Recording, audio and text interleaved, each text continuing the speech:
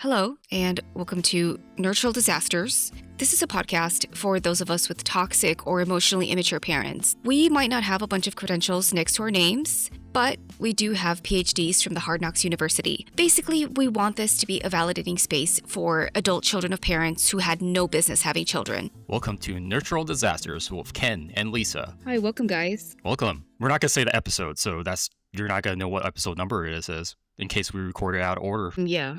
It's not like it's like a TV serial where it goes in order and has to go in order. It's a podcast. It's different topics every week. I think we're improving each episode. People have been telling me they really enjoy it, so they're either being really nice or not saying anything mean to us. Probably both, but... Yeah, I like it better that way. Yeah, we kind of didn't talk for a while.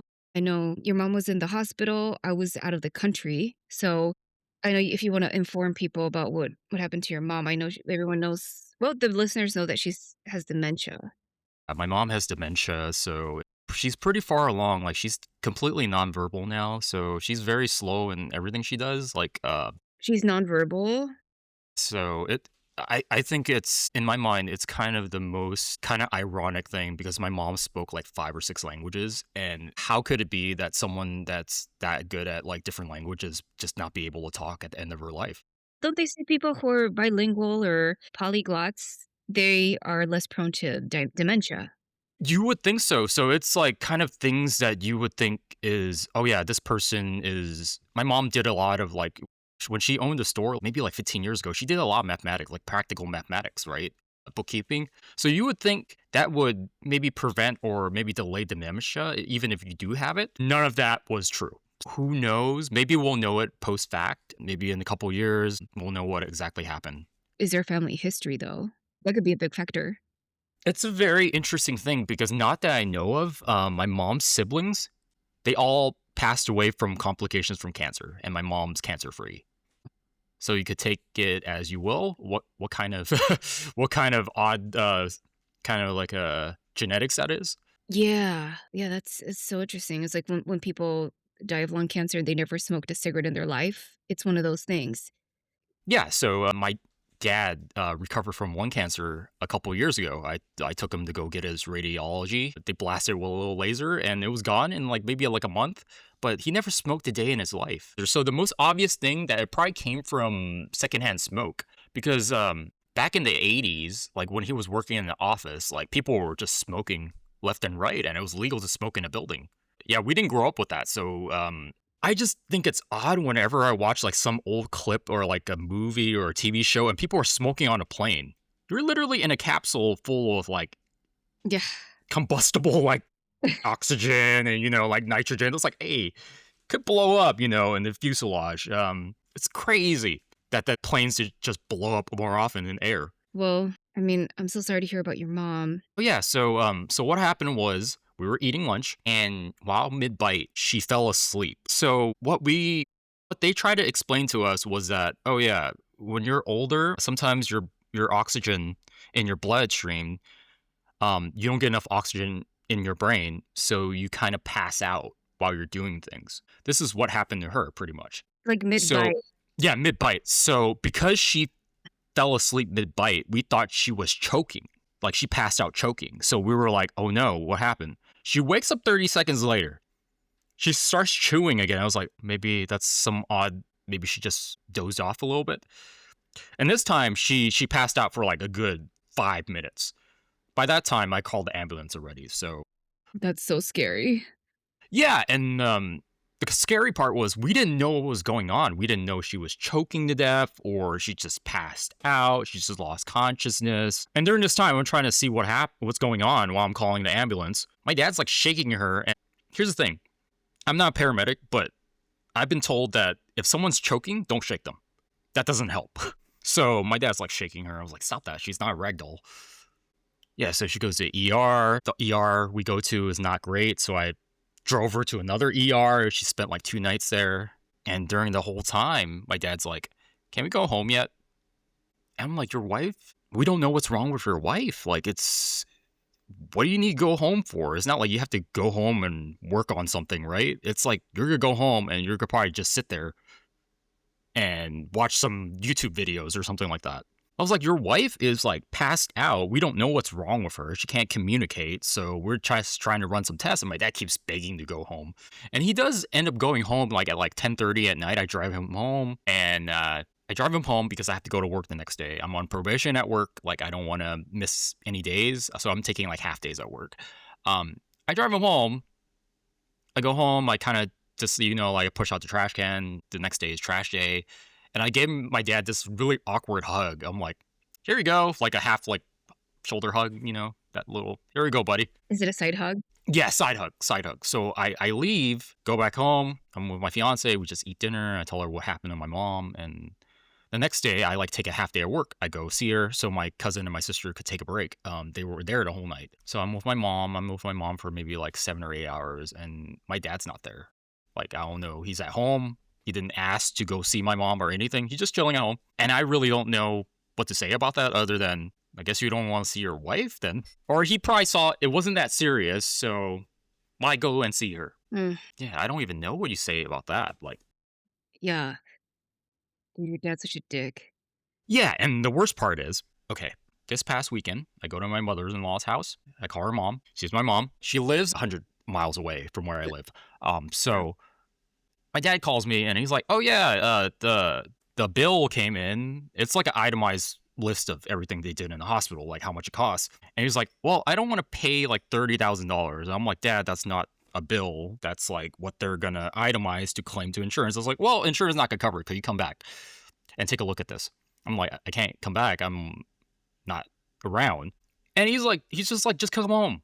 And I'm like, this is, and he's done this before where it's like, "Oh yeah, I need you to look at this thing. Drop whatever you're doing and take a look at this." I'm like, what am I going to do about it? I'm not a freaking insurance biller. Ken, we do have an international audience for the non-Americans listening. These bills are ridiculous. American health insurance is a little weird, and the Europeans who are listening, and we have people in Asia, Latin America, and Europe listening. They're probably going, "What the hell? $30,000?" Remember, you told me it was a $30,000 bill.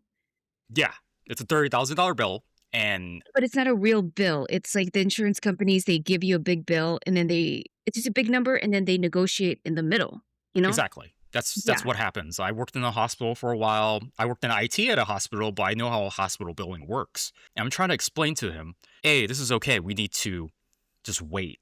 So, but he needs me to come back for some reason. I don't know what to do so he could just see me or I could just calm him down or something like that. I was like, so he does this thing where he just keeps talking, right? So I have him on the phone and pretty much he doesn't listen to me anymore. So I just put the phone down, put it on speaker, stare at the phone, keeps talking. He doesn't notice that I'm not listening anymore.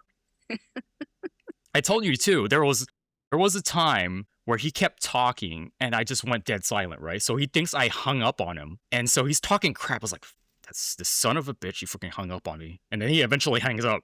I'm like, I was just playing it. I was like, I'm just gonna listen to see what he says. I did that a couple times.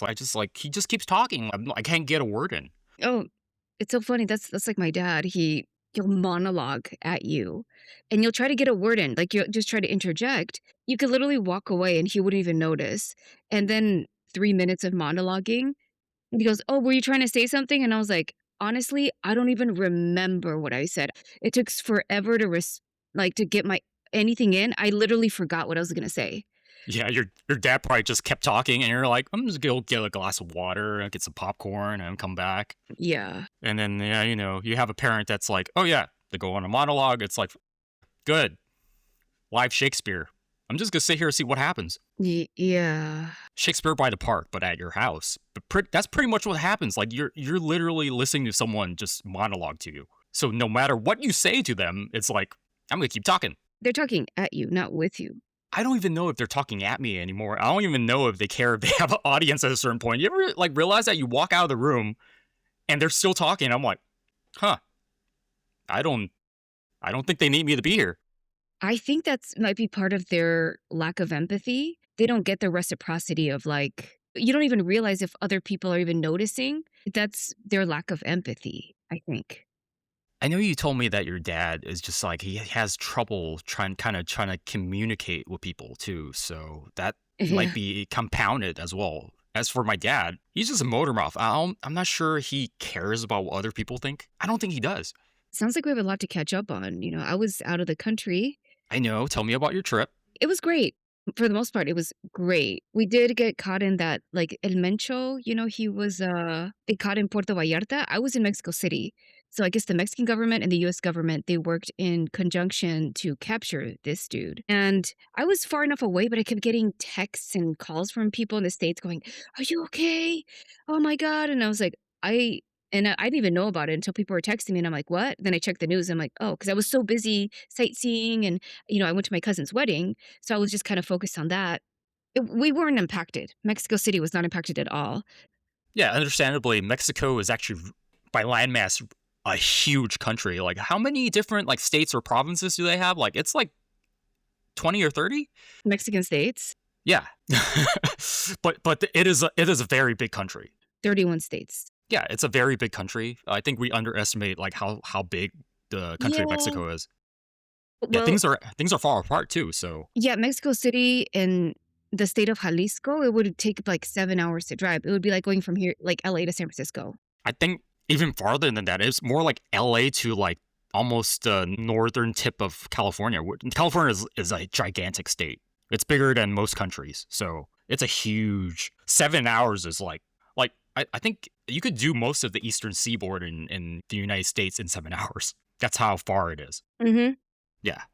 Yeah, it was great. There was not a lot of drama like there usually is when I go Well, to your Mexico. mom's not there, so no drama. She's in the States, right? You know what's so funny? The whole time I was thinking, "Oh my God, I hope she doesn't crash my cousin's wedding."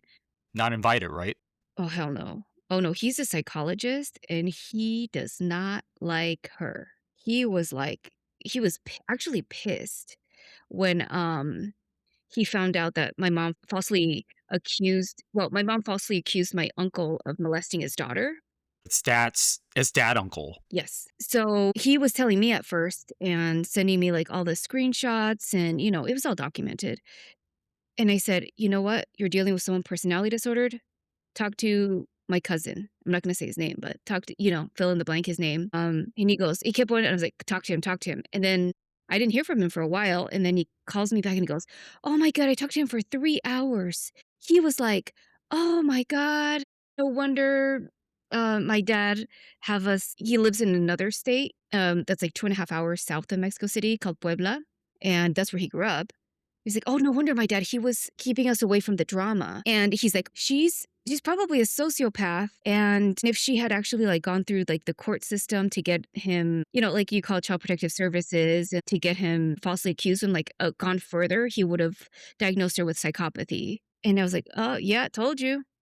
And then, he apologized to me 'cause it's one of those things where, like, the enablers, they don't really understand it until it happens to them kind of a thing. And since then, he's had no contact with her, but, unfortunately, it sucks that it happened, but it had to happen for him to kinda, like, open his eyes.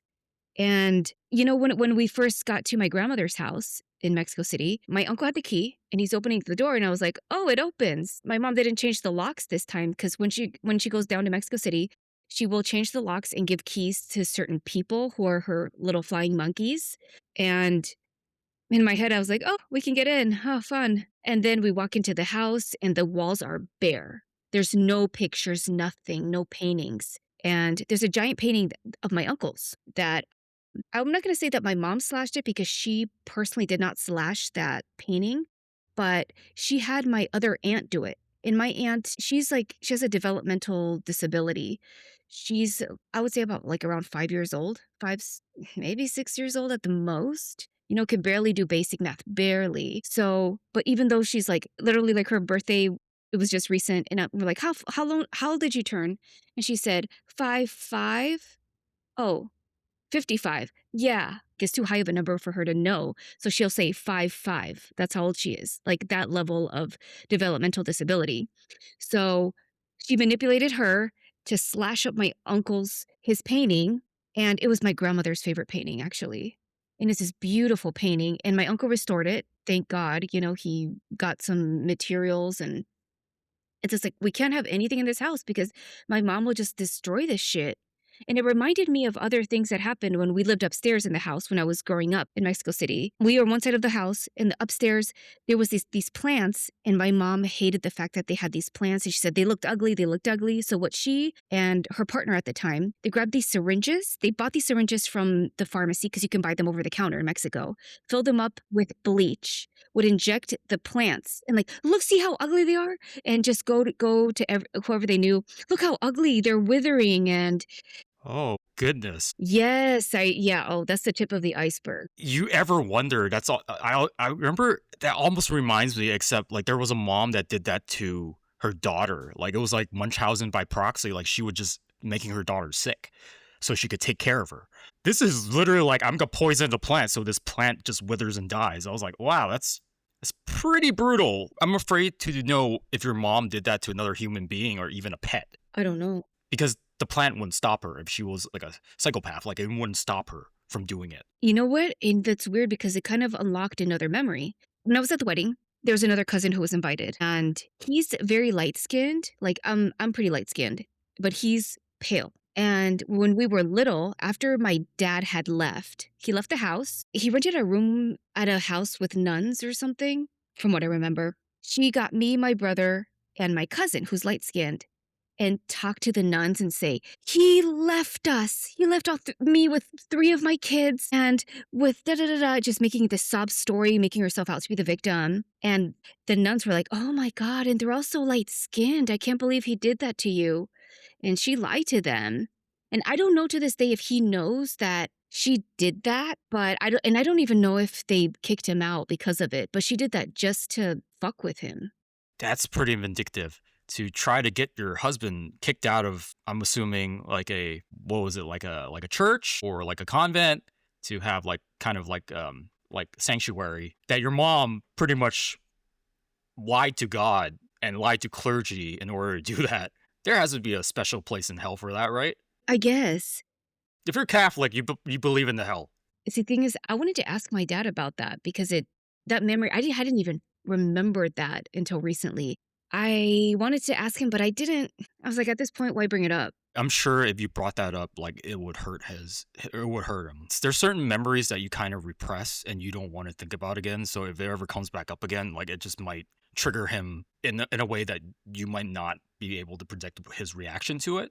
So might not be good, right? To tell him about that and remind him of that situation. So I was just wondering, maybe he was kicked out. I don't know if he was, and he had no idea why.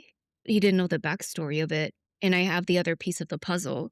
But at the same time, it's like, why bring it up? And I know it's something I should probably bring up with my therapist, but a lot of it, I'm just kind of sick of just. So how did you find out about this? Did your mom tell you? I remembered it. Oh, you were actually there.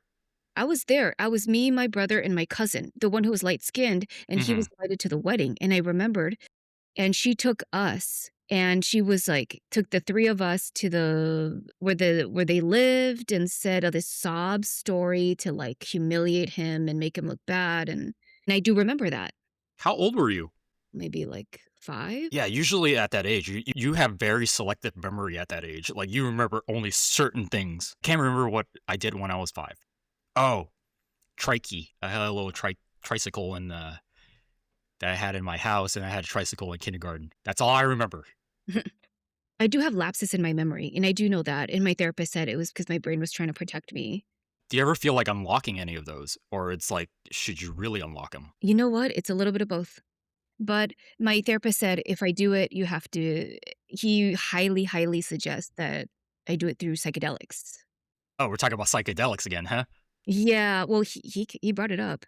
I'm sure eventually I do wanna do the he mushrooms, psilocybin, but if it'll be a microdose, it wouldn't be full dose like I was saying in the previous episode.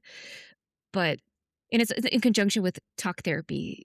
Yeah, CBT, and just slowly, unlock your memories and make it bearable. And it's just weird that it unlocked that for me when I was in Mexico. Just thinking about things and looking at the house, that my grandfather built, It must have been so vivid that you just pretty much like cataloged that. You took like a snapshot of that moment and pretty much it stayed with you. I guess. It's kind of hard to describe, but You ever have those thing like childhood memories? It almost seems like it's a movie, right? Mhm. It's like wait, did this happen to me or did I watch a movie and saw this happen to someone that was like me? And it's always like when you're a kid, it's tough for you to process. I remember, I kid you not, what was my earliest memory? I remember my family was living in this really small apartment. And for some reason, I look out the window. I think I was probably like 2 years old, and I see a field of like grass and stuff like that. It was like a plot of land that had no house on it, or it's gonna have a house soon. For some reason, I was looking out and I see a bunch of like gizmos from the Gremlins. Like Gizmo before he changes into the Gremlin, and Yeah. like there was like hundreds of them, and they're all like playing together. And then I realized, oh, that's not real. That was me dreaming during that time. But for some reason, it resonated to me as a childhood memory. So even as a kid, we also misremember certain things too, depending on our circumstance. For me, for some reason, I like the Gremlins, I guess. So that worked into my kind of like my memory. Hmm. It is unlikely that there were a bunch of gizmos next door. Good to think about though.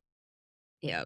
I was a very impressionable kid. And the thing is, horror movies used to scare me so much when I was a little kid. Like when my parents let me watch Poltergeist. Remember the part where she gets sucked into the TV? Oh my God. Yeah. We had this big wooden TV with the projection thing. It's like, okay, we're kids of the 90s, so we grew up with that freaking box. Well, freaking like it literally is like radiation box. I would refuse to stand within a couple feet of the TV just so I don't get sucked in. And that's how kids' logic work. I could see that. I know, I'll be glad to be sucked into the TV now. That'll be great. It depends. Yeah, it Yeah. depends what the show though, but If it's a good show, yeah.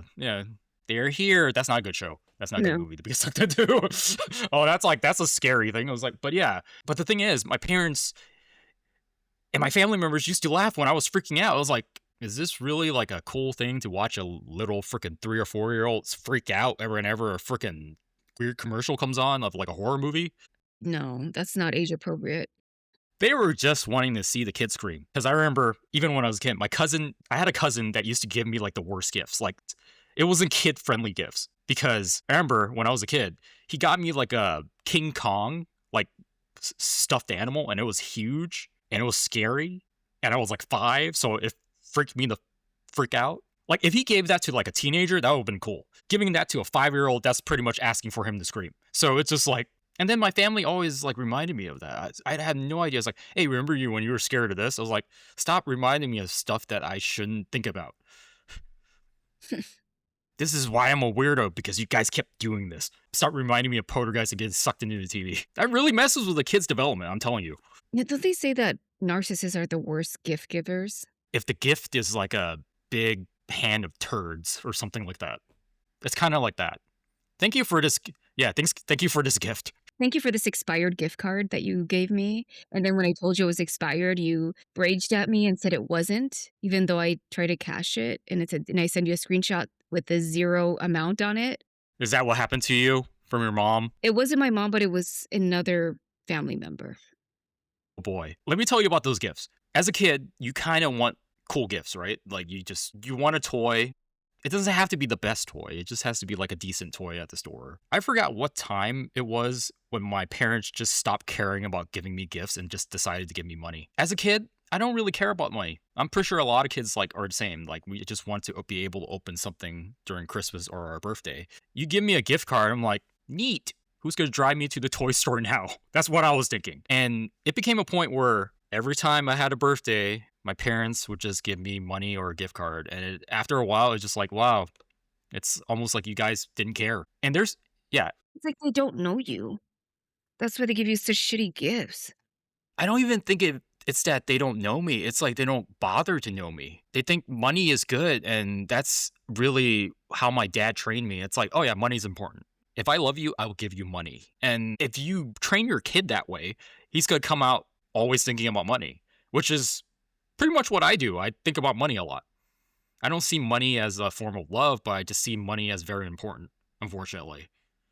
You know, that reminds me of my mom because she can't connect with people on an emotional level, like most narcissists, like pretty much every narcissist. But their way of showing you is giving you things or money, but there is always conditional. There's always strings attached to it. So that's their way of kind of connecting because they can't really connect with people on an emotional level. It's fake. Any kind of connection that they have is very tenuous. Yeah. Will you think your mom even has any knowledge of any of your interests or anything you do like? Funny you say that because let's say if you ask her my birthday, she would get the month right, but not the day. Like she wasn't even there.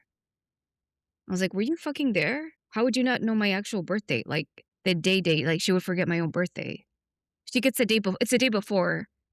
Always says it's the day before, but I'm like, "No, it's this day." And she's like, no, it's this." I'm like, "What do you mean? I know my own fucking birthday." And then for the longest time, she told people I went to USC, and I'm like, "I never went to USC." And I was like, "No, I don't go there." She's like, "Yes, you do." And I'm like, "I don't go there. I've never been. I don't know. I've never." What You the? went there last week. You went to go get lunch at the student union. You went there. I was like, "Yes, you did." I'm like, "No, I don't even go there." Well, the thing is, she probably told a bunch of people that you were going there, so she needs to keep up the lie in case someone asks you, right? I don't even know. Her memory's terrible. I don't think it's a memory thing. That's like you never went to USC. How she just made that up in her head, and she probably was telling people that. That's what I'm thinking. Oh, guess what? My daughter's going to USC. Isn't that expensive? Yeah, yeah, but she has a scholarship, and I pay the rest. It's probably a story that she tells people. I know this because my loving aunt, who passed away a couple years ago, she loved making up stories, and I thought, hey, she's a really good liar. But I realized she's not the only liar in the family. My dad, they're not related. My dad's a perfect liar. Like he's lying to a point where he makes up a story and he believes it's true. Mhm. And you know what the crazy thing is? He says the same thing about my sister. And my sister does make up stories and believes it's true. I'm like, you two are perfect for each other. How are you two not like, just like, oh man, best friends? They're not best friends. They hate each other. But yeah, they only join forces in order to make my life a living hell. Mhm. Weren't you telling me your sister's, like, developmentally, you said she's about 17? I really think so. She hasn't really progressed after like the teenage years. Like, I feel like my sister perpetually feels like she's like 17 or 18. By the way, my sister's in her 50s now. I know, and she looks so young. I thought she was, like, maybe 30. Well, you haven't seen her in a while. She's really like the anxiety and kind of like the mental health issues have really overtake her like physical appearance. Yeah, I know, that's true. I haven't seen her in a few years, but I was really surprised by how old she was, her real age. Yeah, because you met her a couple years ago, and this was like what, maybe before COVID. So she still looked a little bit youthful. This was before my mom had dementia. This was before her best friend, my god sister, passed away. This was before a lot of things happened. So I always joked that I was like, oh yeah, people always say that I look young. Lisa, you always tell me that I look young. Asian don't raisin. But I'm telling you, during these 5 or 6 years when COVID happened and my dad got cancer and, my god sister passing away, I had an uncle pass away, I had another aunt pass away, all that stuff added together, like I think in the past 6 years, I've aged like 20 years. Like I just look in the mirror of like, I just feel like I got so much older. I was on Facebook. It gave me a picture from right when I went to Japan, like 10 years ago. And I looked at it, I was like, wow, I looked really young. And that's really like other people don't seem to see that I'm like aging not greatly. I could really see it. I'm like, man, I really feel like I aged like 20 years in the past 5 years. It's been so stressful. It's it's weird. I always looked young for my age, and I You know, do. and it's funny because people say your mom must look really young too. Did your mom look really young too? And I was like, yeah, she did. Because my mom's pretty dark skinned, so it'd be like what they say, beige don't age. Beige don't age, and like, sometimes evil doesn't seem to age very well. Oh yeah, narcissists, they live long lives. Yeah. They stress everybody out, but they Well, don't they get. stress everybody out. I don't mean they don't age well. They actually age pretty well. It's the people around them that looks like they're like being stuck, like they suck the life out of them.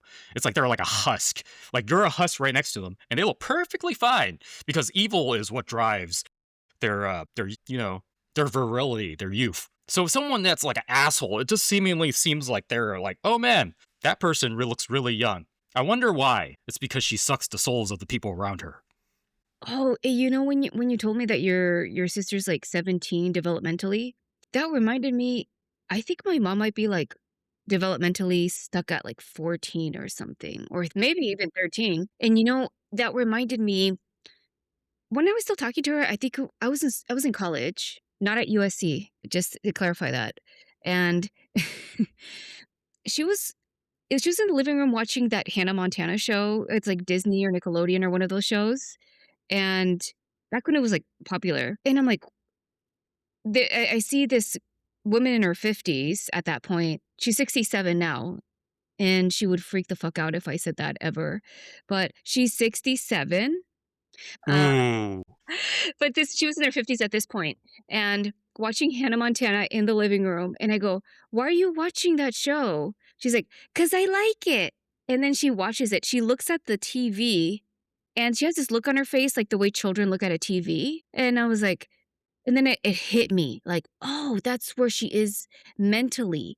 Mentally, she's like a tween, maybe. I don't know. That's where she stopped maturing, you know? That's I don't know. I was like, did something happen to her at that time that was so traumatic? You know, they say like trauma freezes you at that age that the trauma happened or whatever. I was like, did something happen? Is that why she's the way she is? But and I didn't even know about narcissism at that point. But I was able to relate it. And I was like, yeah, that makes sense. Well, it's like being emotionally stunted at a certain point. Like there's certain people that are stunted at that age, and it might not necessarily or that they are always at that age, but it's just like their comfort spot. Like they'll be more mature. I feel like my sister was way more mature maybe 20 years ago, and it just reverted back to her safe like age. Hmm. She uses it as pretty much like a leverage against my dad. I think it shields her from certain types of responsibilities, and I really do feel for my sister. I love my sister a lot. You can't reason with someone like that. Like I know it's a weird thing that a couple of days ago I went to go visit my mom, and I pull up in my car, slowly pull up, and then I see my sister. She looks at me a little bit. She runs out of the yard and runs away from home. It's the most ridiculous thing. Like it's exactly how it sounds. Like rather than saying hi and then being civil and stuff like that and greet me, she just looks at me and turns the other way and walks away. Did she run into the house or run away? Was it the time she ran away that you told me? There was a time she ran away, and a lot of the times when she runs away, it's to scare my dad because if everybody doesn't live locally to like in America and especially in Southern California, it's not particularly the safest place, especially when you're in the city. We're living in the city, we're in like a small suburb, but it's still, yeah, you don't go out in the middle of the night as a woman. That's just not how it works, right? It's still pretty. You have to be very cautious and stuff like that. My sister refuses to drive, so she's taking public transportation or she's walking on the street like that. So it's like it's asking for trouble, right? And my dad's freaking out because this is the only thing that kind of gets to him, right? My sister, just how he kind of scares my dad, and my sister is so keen on it. Like this is what she like kind of like mode of operation that she has. She knows that doing this will get a reaction out of my dad. Like I'm gonna go out, put myself in danger, and that's gonna make you feel uncomfortable. And she does this not only from going out, but she's like, I'm gonna take pills, I'm gonna overdose, I'm gonna go through that. And then my dad gets scared and then calls me, and I'm like, no, she's not that type of person, don't worry about it. But then my dad will always want me to drop whatever to be the adult in the room, come over, talk to your sister. I was like, my sister hasn't talked to me in 2 to 3 years. So Wow. Like your life has to stop and you have to bend over backwards over for your sister. well, well, yeah, exactly. So it's pretty much, I've told you, right? Like in the beginning of the episode, like it's just when something happens in the family, like, oh yeah, there's a $30,000 medical like sheet, like a bill that's coming in that's gonna get charged, right? There's nothing I could do at that point, but he still wants me to go back home and like just be there. Don't know for what. Maybe just for moral support. But the thing is, he doesn't listen to me. He thinks I'm like a dumbass. So why is he calling me to come home? He doesn't believe anything I tell him. Like I give him kind of like sound advice. He doesn't listen to me. I'm still this dumbass son that's often around until he needs for like more major help, right? Like I'm there when stuff needs to be done, I'm there. At a certain point, I'm like, wait, I thought I'm the dumb one. I'm the unreliable one. I'm the one that's kind of like messed up in the head. So why am I taking this responsibility? And his best line is, well, who else am I going to call? Your family. Every single time. There's a catchphrase. Well, on that note, that's the end of Nurtural Disasters. Tell your friends about it. Bye, guys. Bye.